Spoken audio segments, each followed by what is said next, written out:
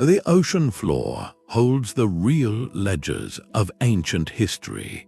These are not written on fragile paper, but forged in clay, cast in metal, and blown into glass, resting silently in the deep for centuries.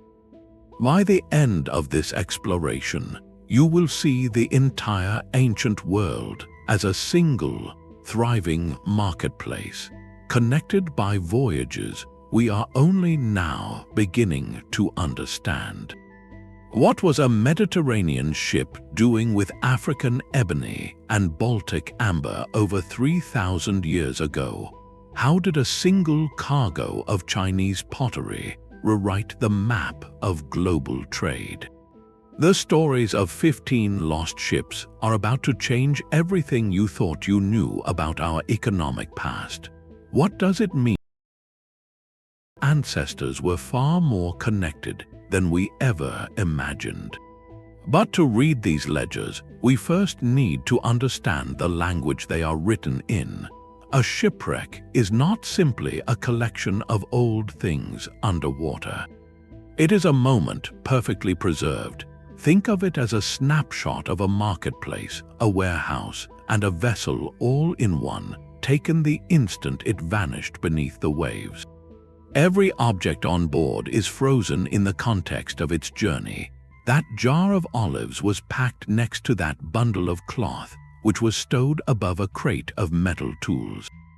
This spatial relationship is priceless data. It tells us what goods traveled together, hinting at trade partnerships and consumer demands half a world away. To unlock this data, maritime archaeologists act more like crime scene investigators than treasure hunters. They begin with broad surveys, using sonar and underwater drones to map the seabed, looking for the subtle mounds and outlines that betray a wreck's resting place. Once located, the real work begins, a painstaking millimeter-by-millimeter process of documentation. They do not simply haul artifacts to the surface. They photograph, measure, and draw the position of every single item before it is ever moved. This context is everything. A scattered pile of pottery might be a mystery, but that same pottery, mapped exactly as it settled around the ship's hull, becomes a cargo manifest.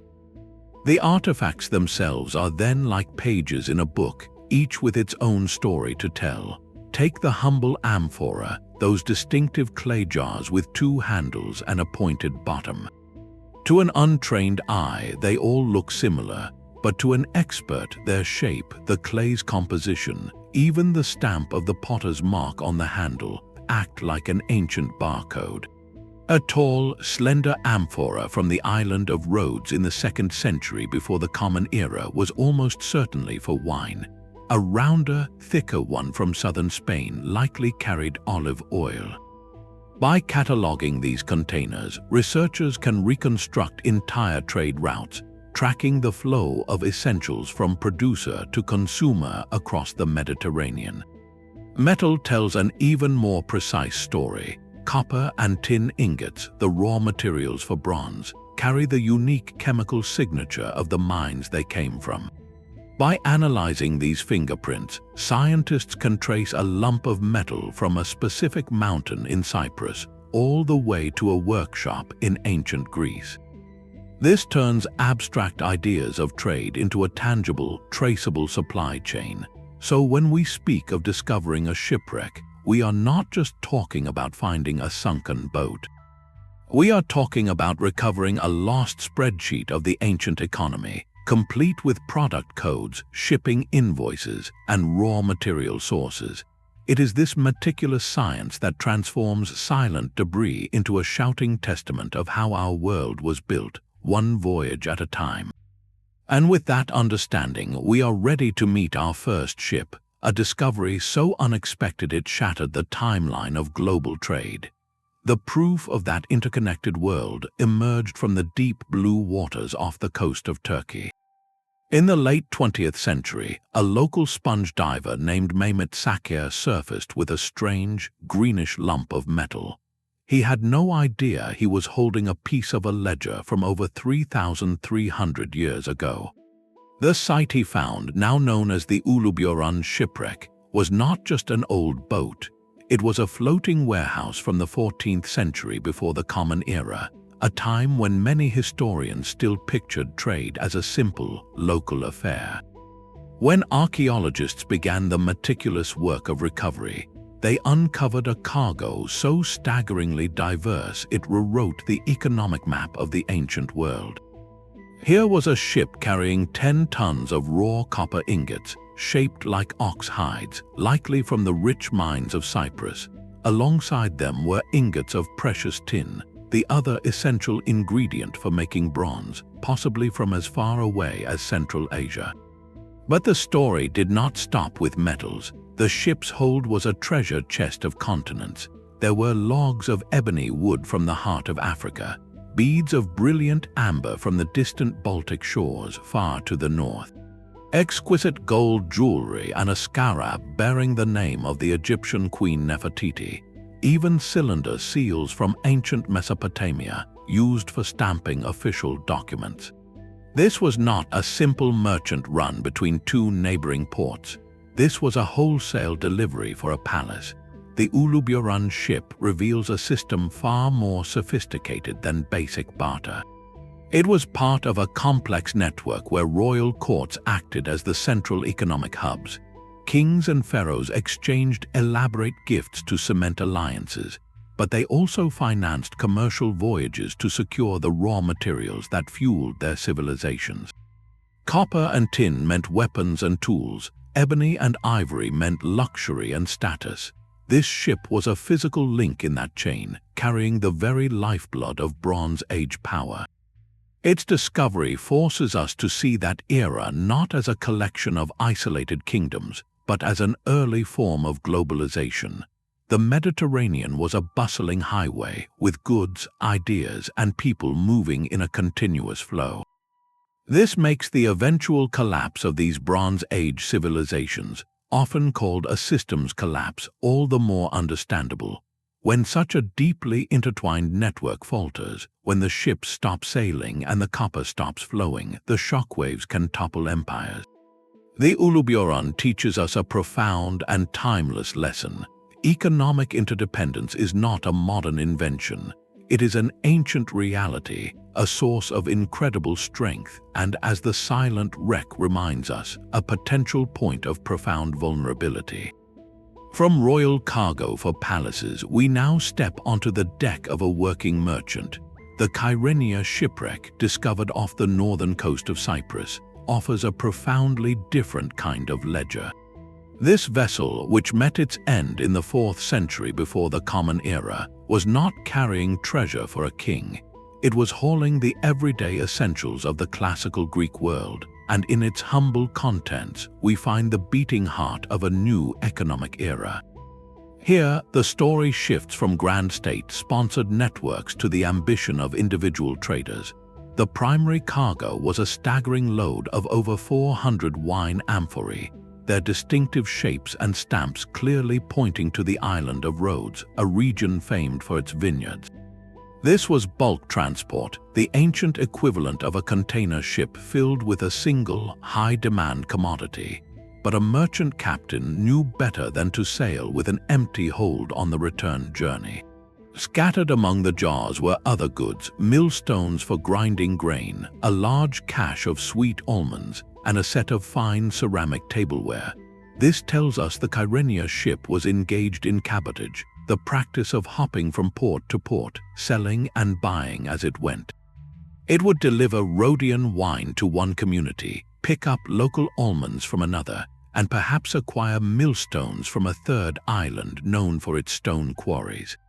This wreck is a snapshot of a sophisticated, regional trade circuit in the Aegean Sea, where different islands specialized in what they produced best.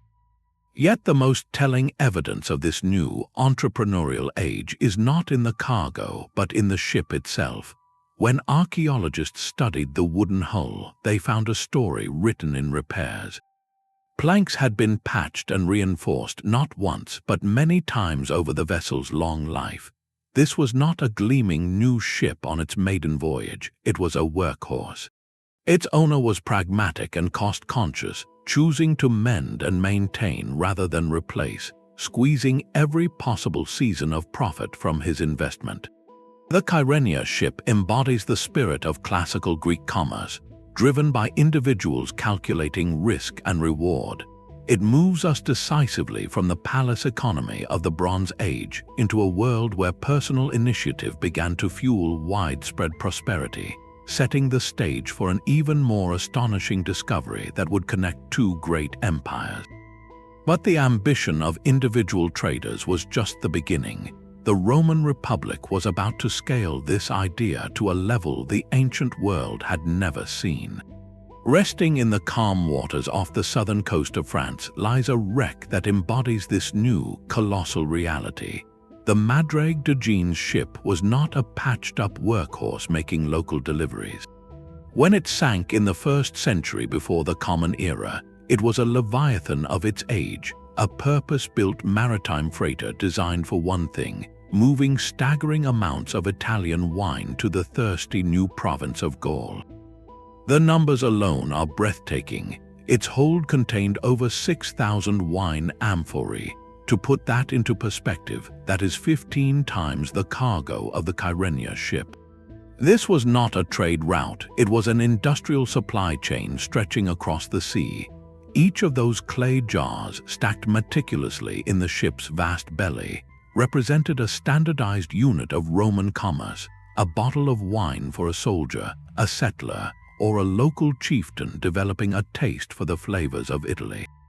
The existence of such a specialized vessel rewrites our understanding of the Roman economy. It forces us to think in terms of tonnage and logistics. This ship was a floating factory of cultural influence, and its sinking preserved a snapshot of an economic boom in progress. The conquest of Gaul created a massive, instant market. Roman settlers and administrators wanted the comforts of home, while local elites sought to adopt Roman customs.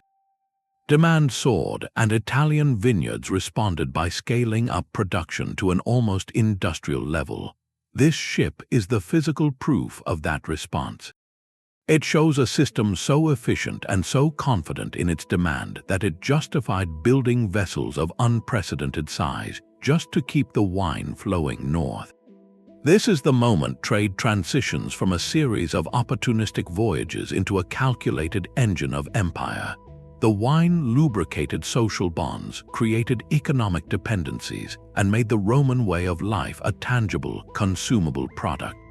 Every amphora unloaded in a Gallic port was a step toward a unified Roman world, not just through military might, but through the simple, powerful economics of a good drink. And as we will see, this Roman system of mass consumption created a demand for luxuries that would soon reach across the entire known world, pulling treasures from distant continents into its orbit. The Roman appetite for luxury created a market so vast it could pull goods from the other side of the planet. For centuries, we pictured the Silk Road as a caravan of camels trudging across dusty continental interiors. But a discovery in the Java Sea shattered that image completely. In the late 1990s, fishermen off the Indonesian island of Belitung snagged their nets on a mound of ancient pottery. What they had found was an Arab dhow, a sailing ship from the 9th century, resting in waters that were never supposed to be part of its story. Its cargo was a breathtaking contradiction: over 60,000 pieces of exquisite ceramics, all from the Tang Dynasty workshops of China. This was the Belitung shipwreck, and it rewrote the economic map of the medieval world in a single, stunning revelation. Here was proof of a direct maritime superhighway, a sea-based Silk Road that connected the Abbasid Caliphate in the Middle East with the Tang Empire in China. This ship did not take the long, arduous overland route. It sailed straight across the open Indian Ocean, a daring voyage of thousands of miles, carrying a king's ransom in fragile porcelain. The cargo was a carefully curated shipment for a wealthy Middle Eastern market. Alongside the ceramics were dazzling items of gold and silverware, but the real story is in the clay. Much of the pottery was a type known as changsha ware, named for the kilns in central China that produced it. These were not one-of-a-kind imperial pieces. They were mass-produced, standardized bowls, cups, and plates, decorated with patterns that were popular in the Islamic world. This is the crucial detail. China was not just selling its surplus, it was operating a deliberate, targeted export industry. Potters in Changsha were making goods specifically for consumers they would never meet, half a world away. The Belitung ship is a 9th century shipping container, frozen in time on the seabed.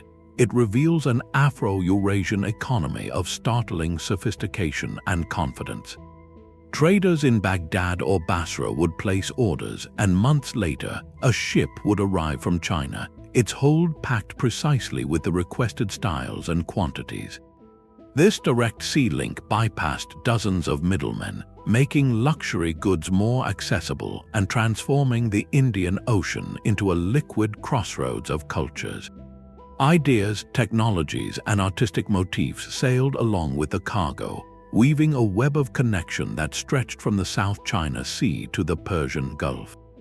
The Belitung wreck forces us to replace the lonely camel train with a vision of bustling ports, multilingual merchants, and billowing sails, a globalized economy thriving over 1,000 years ago. And as this maritime network flourished, it created a demand for a single commodity so powerful it would launch 1,000 ships and spark an age of exploration that reshaped the world. While the Belitung ship revealed a China eager to export, the story of its own maritime ambition was waiting to be pulled from the mud. Centuries later, in the 1970s, construction workers in the Chinese port city of Quanzhou made an astonishing find. Buried not under the sea but within a riverbank lay the skeleton of a massive ocean-going vessel. This was the Quanzhou ship, a 13th century Chinese junk from the Song dynasty, and it was so perfectly preserved it seemed to have been placed there for us to study. Its very construction was a declaration of economic intent. When archaeologists examined the hull, they found it divided into 13 separate compartments by thick wooden walls. These were watertight bulkheads, a revolutionary technology that prevented a leak in one section from flooding the entire ship. This was not just a safety feature, it was a logistical masterpiece. It allowed for the organized, secure stowage of diverse cargoes, making Chinese vessels the most reliable and advanced freighters on the water. But the true revelation was what those compartments held. The cargo was a rich tapestry of Southeast Asia, brimming with pepper, spices, medicinal herbs, and fragrant woods like sandalwood and ebony. Here was the evidence of a profound economic shift. China was no longer just the workshop of the world, sending out its silks and ceramics. It had become a voracious consumer, its wealthy and growing middle class creating massive demand for foreign luxuries and remedies. The Quanzhou ship was part of a state-sponsored system, a floating testament to the Song dynasty's commercial revolution. The government actively protected and promoted this maritime trade, establishing huge port facilities and customs offices to manage the flow of goods. They understood that the nation's prosperity was now tied to the sea. This ship, returning home laden with the scents and flavors of distant lands, shows us an economy running a complex balance of trade. It exported high-value manufactured goods and imported the raw materials of luxury and wellness, creating a cycle of wealth that funded an era of incredible cultural and technological flourishing. The Quanzhou wreck is more than a ship, it is the preserved heartbeat of an economic superpower, one that looked confidently outward across the waves it had learned to master. Yet the vast Chinese trade networks of the 13th century were built upon a foundation laid thousands of years earlier by vessels far more humble. Off the small Greek island of Dokos, the seabed holds the remains of a ship that sank around 4,200 years ago. This is not a story of imperial treasure or global superhighways. The Dokos wreck is one of the oldest shipwrecks ever discovered, and its cargo seems almost disappointingly simple. There were no ingots of copper, no chests of gold, not a single piece of fine jewelry. Instead, the seabed was scattered with hundreds of basic clay pots, bowls, and utilitarian kitchen tools. This simplicity, however, is its revolutionary power.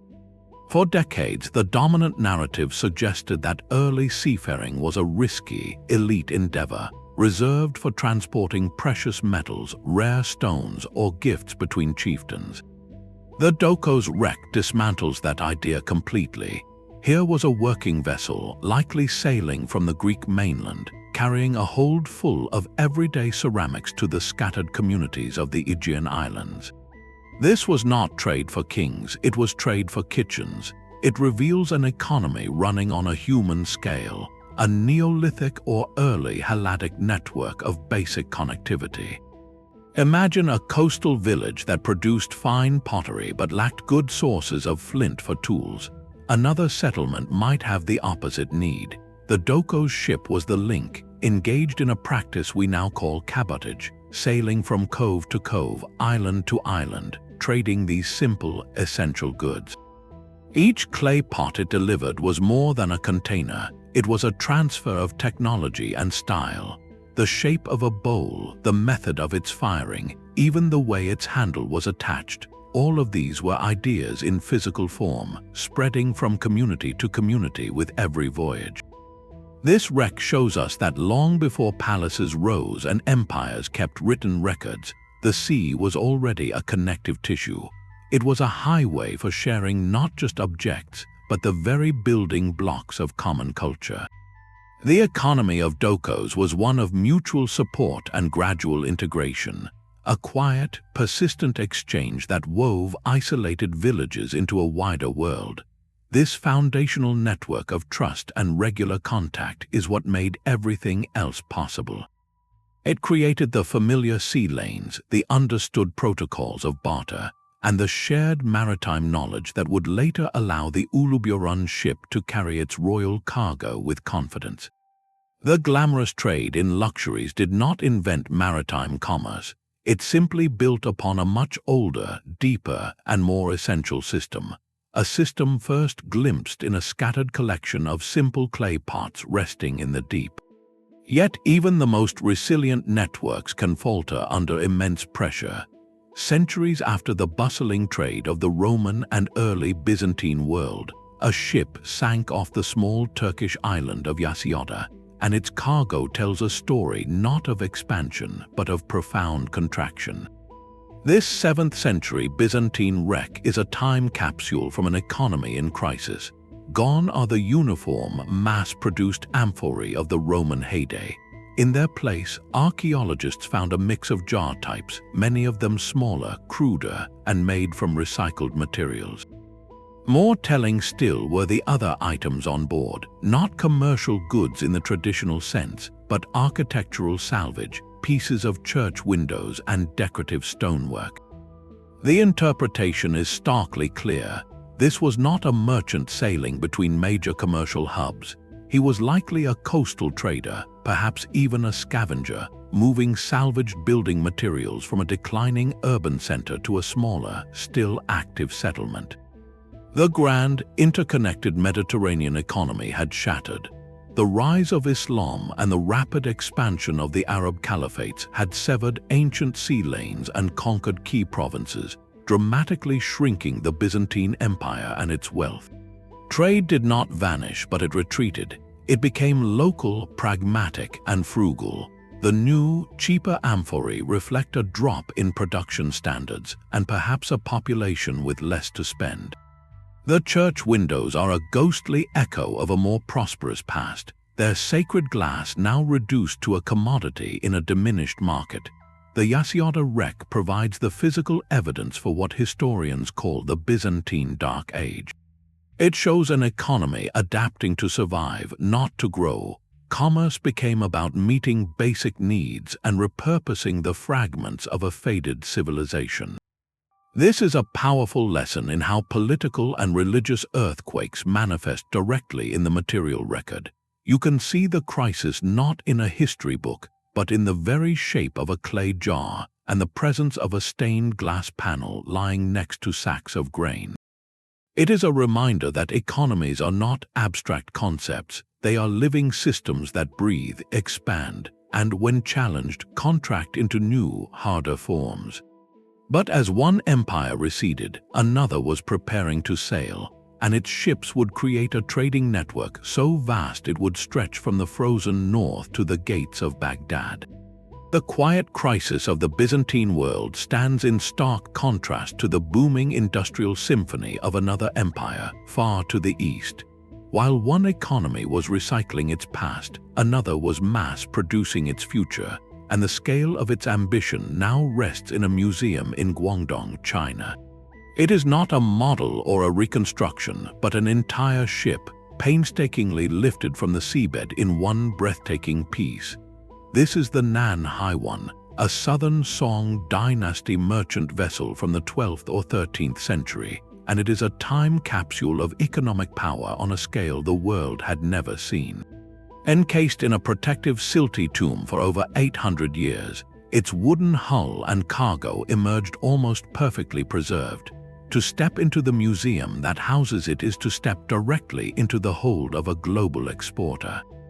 The numbers are almost beyond comprehension. Archaeologists have recovered over 100,000 individual pieces of ceramics from its interior.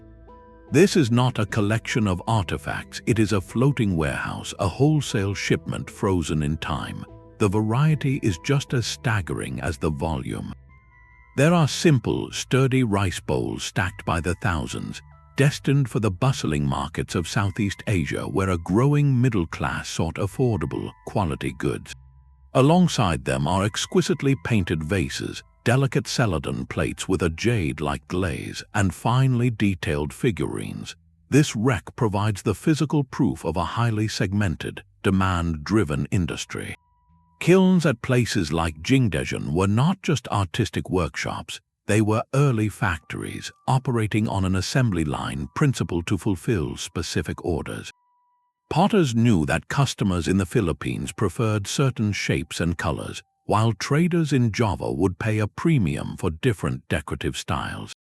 The Nanhai One carried a cargo tailored to this diverse marketplace, a one-stop shop for ceramic buyers across the South China Sea. This ship turns dry historical records of Chinese ceramic exports into an overwhelming, tangible reality. To see the crates still packed as they were for the voyage is to understand that medieval China was not just participating in global trade, it was dominating it through sheer, systematic productive capacity. Each of those 100,000 pieces represents a job, a mined resource, a fired kiln, and a paid tax, all flowing through a sophisticated economic engine. The Nanhai One is the ultimate quantification of that system, a monument not to a single king or battle, but to the quiet, world-changing power of organized production and maritime logistics. Far from the Mediterranean sunlit crossroads, a different kind of trade was navigating the cold, grey waters of the Atlantic. For a long time, historians viewed the British Isles of the Late Bronze Age as a remote backwater, a place cut off from the sophisticated networks of the continent. That assumption sank in 2009 when a team diving off the rugged coast of Devon near Salcombe made a discovery that rewrote the map of prehistoric Europe. Scattered across the seabed were not the familiar clay jars of the south, but the very building blocks of power itself, 259 ingots of copper and tin. Alongside them lay delicate coils of gold jewelry, personal treasure lost alongside the industrial cargo. This was the Salcombe shipwreck, dating to around 900 years before the Common Era, and its location is everything. Here was a vessel loaded with the essential raw materials for making bronze, found not in the busy Mediterranean, but in the challenging swells of the English Channel. This single site proves that long-distance maritime trade in heavy, vital commodities was not just a southern phenomenon. It was happening in the Atlantic during a period once dismissed as isolated and technologically stagnant. The analysis of the metal tells an even more compelling story. The chemical signature of the copper and tin ingots links them to mines across Europe, from likely sources in the Alps or Iberia for the copper, to unknown tin sources that were desperately sought across the continent. This means the Salcombe ship was a critical link in a pan-European supply chain. It was carrying the lifeblood of the age from mines on the continent to the communities of Britain, who lacked these essential resources. The presence of the gold jewelry suggests this was high-stakes commerce, likely involving elite exchange or payment for the metal. This forces a complete re-evaluation of Britain's role in the prehistoric world.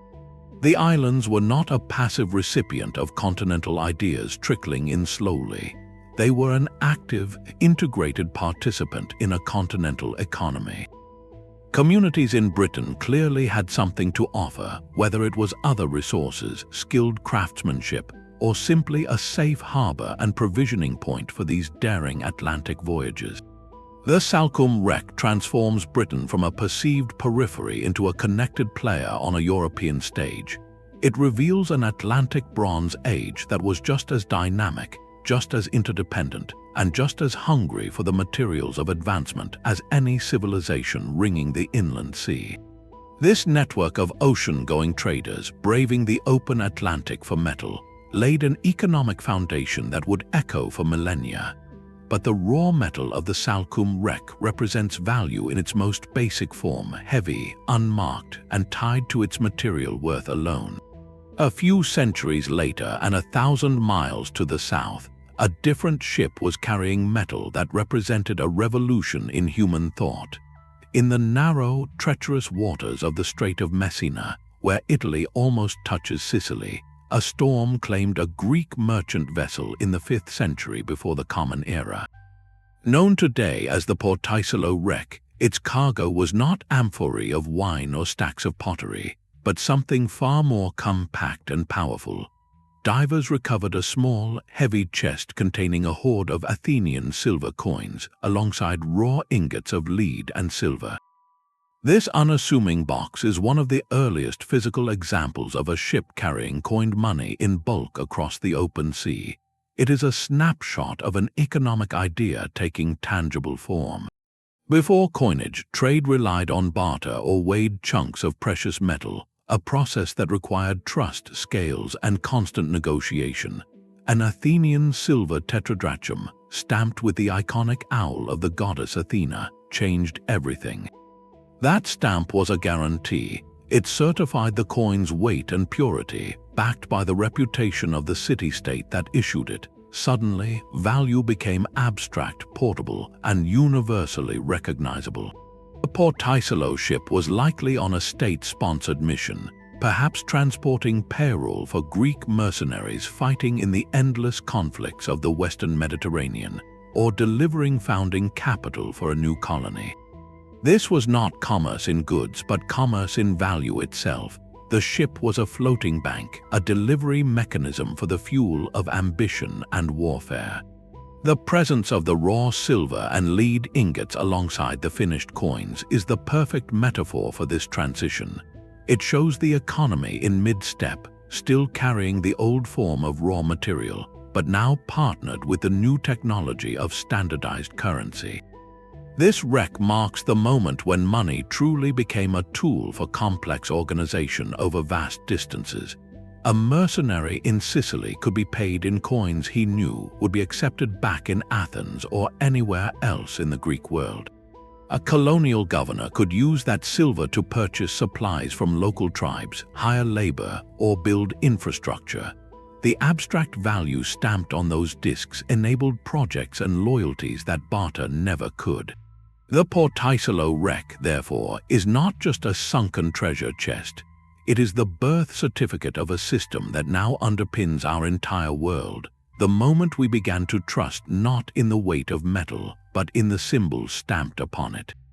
But the economy of faith required more than abstract belief. It demanded stone and mortar on a monumental scale. In the 6th century, a Byzantine merchant vessel laden with a sacred cargo sank off the coast of Sicily near Marzamemi. For over a millennium, its contents lay hidden until divers uncovered a hold packed not with amphorae but with marble. This was not raw stone, however. The ship carried a complete prefabricated church, or at least its most precious architectural elements. There were columns already fluted, intricately carved capitals, polished slabs for chancel screens, and even sections of a pulpit. Each piece was precisely shaped, numbered, and ready for assembly upon arrival, likely at a burgeoning Christian community in North Africa like Carthage. The Marzamemi wreck transforms our understanding of early medieval trade. Here was a specialized, long-distance industry serving the needs of the spirit. The logistics alone are staggering. It required wealthy patrons, likely imperial or ecclesiastical, to finance the project. It demanded quarries in the eastern Mediterranean, perhaps Greece or Turkey, with teams of skilled artisans who could carve to exact specifications. It needed a ship specifically designed to handle such an immense, fragile, and heavy load, a floating cathedral workshop. This reveals an economy where the church was not just a place of worship, but a primary engine of commerce and craftsmanship. Constructing a new church was a massive capital project that mobilized resources across the sea, from quarryman to sailor to mason. It created jobs, funded artists, and established trade routes dedicated solely to sanctity. The movement of these marble components tells us that faith had a tangible, economic weight, and that communities were willing to invest staggering effort to literally build a new world, stone by consecrated stone, across the waves. The grand, state-sponsored shipments of the Nanhai were only one part of a much more intricate story. While Chinese junks sailed for distant ports, a bustling, decentralized network was thriving much closer to home, a network revealed by a 13th-century wreck in the Java Sea. This vessel, discovered in Indonesian waters, carried a cargo that at first glance seems familiar: stacks of Chinese ceramics and a massive load of iron ingots. But the ship itself tells a different tale. Its construction was not Chinese, but distinctly Southeast Asian, likely built in the archipelagos of modern Indonesia or Malaysia. Here we find a crucial middle layer of the maritime Silk Road in action. This was not a Chinese vessel on a long-haul journey to the Middle East. It was a regional trader, a middleman. It had likely taken on its cargo at a major entrepot, a port like Palembang in Sumatra or Tuban in Java, where Chinese goods were offloaded from larger ocean-going ships. From there, this local vessel became a distributor, carrying those iron and ceramics deeper into the island world, to smaller kingdoms and coastal communities that the massive Chinese junks would never visit directly. This discovery fundamentally changes our map of medieval trade. The global economy was not a simple pipeline from producer to distant consumer. It was a complex, layered ecosystem. Chinese manufacturers produced the goods. Major Southeast Asian port kingdoms acted as hubs, providing safe harbors, warehouses, and markets where goods could be taxed, traded, and transferred. Then, local merchants and sailors, masters of their own intricate coastal routes, took on the vital role of last-mile delivery. They understood the local demand, the political landscapes of 100 small islands, and the safest passages through treacherous waters. By adding this layer of redistribution, they added tremendous value and resilience to the entire system. If a political conflict closed one route, these regional traders could find another. If demand spiked for iron tools in one island chain, they could redirect cargo from another. This decentralized network meant that Chinese iron could end up reforging the agricultural tools of a Javanese village, and Chinese celadon bowls could grace the tables of a Sumatran chieftain, all without a single Chinese merchant ever setting foot there. The Java Sea wreck is a testament to the power of intermediaries.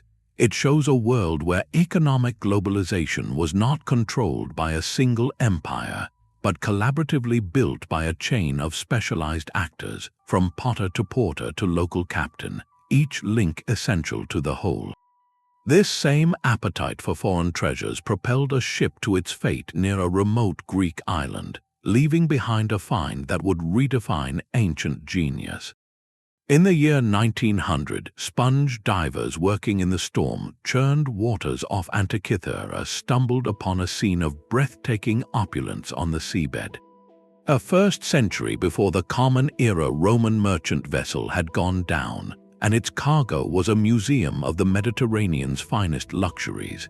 Life-size bronze statues of philosophers and athletes, exquisite glassware from Syria, delicate gold jewelry, and piles of fine pottery lay scattered like the contents of a shattered palace. For decades, these magnificent artifacts defined the wreck, but in 2006, advanced imaging revealed the true star of the show, a corroded lump of bronze and wood that had lain unnoticed for a century. This was the Antikythera mechanism, an intricate clockwork device of at least 30 interlocking gears, now called the world's first analog computer. While the mechanism itself is a marvel of ancient engineering, its presence aboard this specific ship tells a profound economic story. This vessel was not carrying grain or wine for the masses. It was a floating gallery, a high-end import business catering to the new super-rich of the late Roman Republic. Its primary cargo was conquered culture, specifically the art and craftsmanship of a subdued Greece, now being shipped to wealthy Roman patrons in Italy. The economy here is one of spectacular, conspicuous consumption, fueled entirely by the immense capital generated by military expansion. Roman generals and financiers, flush with wealth from conquered territories, sought to display their status and sophistication. What better way than to fill their villas with the very symbols of the refined civilization they had overtaken? A bronze statue of a Greek poet was not just a beautiful object, it was a receipt from the plunder of an empire, a physical conversion of military victory into cultural capital. The Antikythera mechanism itself, likely a sophisticated astronomical calculator, represents the pinnacle of this exchange, not merely looted art but looted knowledge, a tool for understanding the cosmos repurposed as the ultimate intellectual trophy. This wreck quantifies a crucial economic flow, the movement of wealth from the periphery of empire to its center, where it was spent on luxury goods that reinforced social hierarchy. It reveals an elite economy running on a cycle of conquest, extraction, and display, a system where the spoils of war directly funded a golden age of private collecting and set a pattern of cultural appropriation that would echo for centuries. The gleaming bronze statues of Antikythera were luxury for a conquering elite, but another civilization was building its wealth on a far more practical foundation. Centuries earlier, off the rugged southern coast of Spain near Cartagena, lie the wrecks of Phoenician ships from the 7th century before the Common Era, known collectively as the Bojo de la Campana site. Their cargo was the raw material of power, not its artistic representation.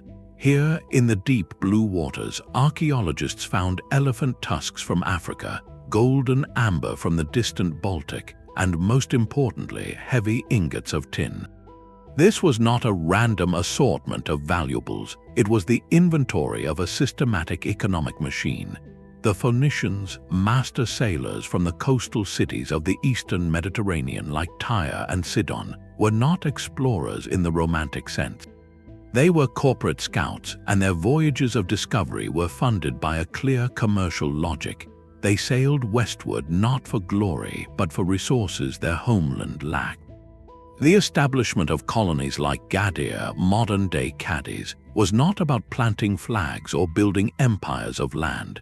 It was about securing access.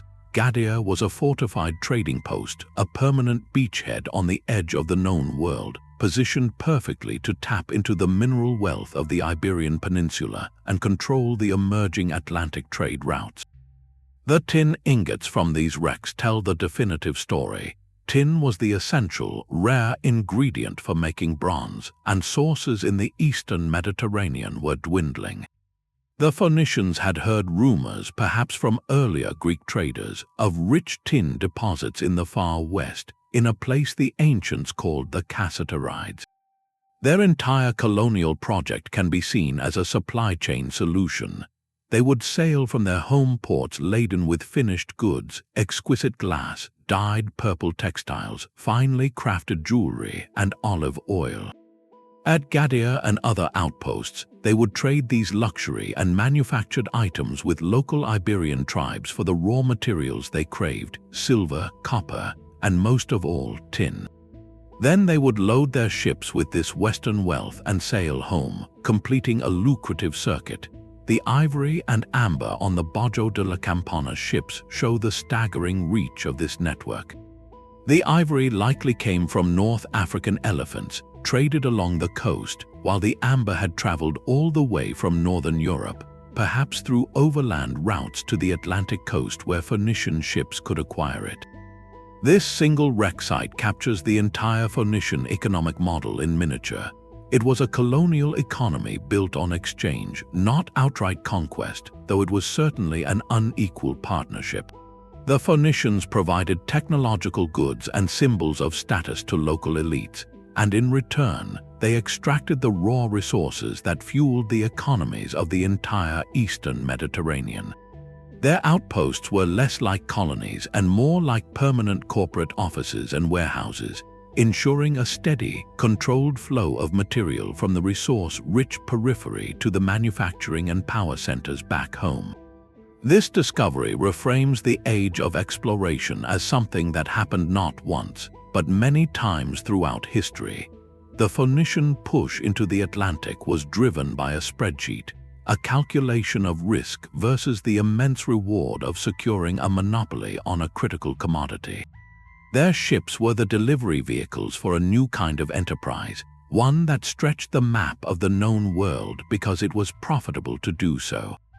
A ship's hold filled with the seeds of a new world was lost off a remote Australian island.